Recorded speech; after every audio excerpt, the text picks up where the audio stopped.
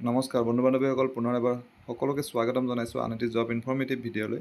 লৈ আহিছোঁ আন এটি জব ইনফৰ্মেশ্যন আপোনালোকৰ বাবে। এডভাৰটাইজমেণ্টটো আহিছে ইণ্ডিয়ান ইনষ্টিটিউট অফ টেকন'লজি অৰ্থাৎ IIT গুৱাহাটীৰ পৰা, য'ত গ্ৰেড 3 পষ্টৰ বাবে তেওঁলোকে আবেদন বিচাৰিছে।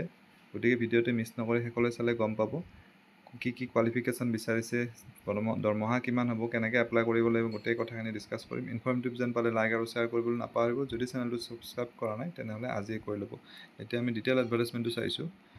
আৰু যিটো গ্ৰেড 3 পষ্টৰ কথা কৈছোঁ, পষ্টটোৰ নাম হৈছে অফিচ এছিষ্টেণ্ট। আৰু ইয়াত দুটা ভেকেঞ্চি আছে। যিটো স্কেল হ'ব, দৰমহা স্কেল 28,500 টকাৰ পৰা ষ্টাৰ্ট হ'ব, 42,000লৈ থাকিব। HR থাকিব 18% অফ বেচিক পে'। আৰু এপইণ্টমেণ্টটো এইটো কণ্ট্ৰেকচুৱেল ছিষ্টেমত হ'ব, 11 মান্থছৰ কাৰণে দিছে। আৰু ইয়াত বেচেলাৰ্ছ ডিগ্ৰী বিচাৰিছে ইন ইঞ্জিনিয়াৰিং বা টেকন'লজি, বা যদি মাষ্টাৰ ডিগ্ৰী কৰিছে ছায়েন্সত তেওঁলোকে এপ্লাই কৰিব পাৰিব।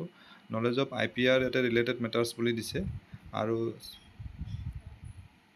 বাকী ডিটেইলছখিনি এডভাৰটাইজমেণ্টখনত চাই ল'ব পাৰিব আপোনালোকে। অহা 23 ছেপ্টেম্বৰৰ ভিতৰত লাষ্ট ডেট আছে এপ্লাই কৰাৰ বাবে। এপ্লাই কেনেকৈ কৰিব লাগিব ইয়াতে দিয়া আছে, ইমেইল ID দিয়া আছে, ইমেইল IDত পঠিয়াব লাগিব। আৰু যিটো ফৰ্মেট, সেই ফৰ্মেটখনো দিয়া আছে, যিটো ফৰ্মেটত ডাটাখিনি ফিল আপ কৰিব লাগিব। এডভাৰটাইজমেণ্টখন মই আপোনালোকক ডেছক্ৰিপশ্যনত দি দিম, তাৰ পৰা আপোনালোকে ডাউনলোড কৰি ল'ব পাৰিব। গতিকে আশা কৰিছোঁ এই ভিডিঅ'টিৰ জৰিয়তে আপোনালোকৰ মাজৰ এজন হ'লেও কেণ্ডিডেট উপকৃত হ'ব। পুনৰ এটা নতুন ভিডিঅ'ত লগ পাম। ধন্যবাদ।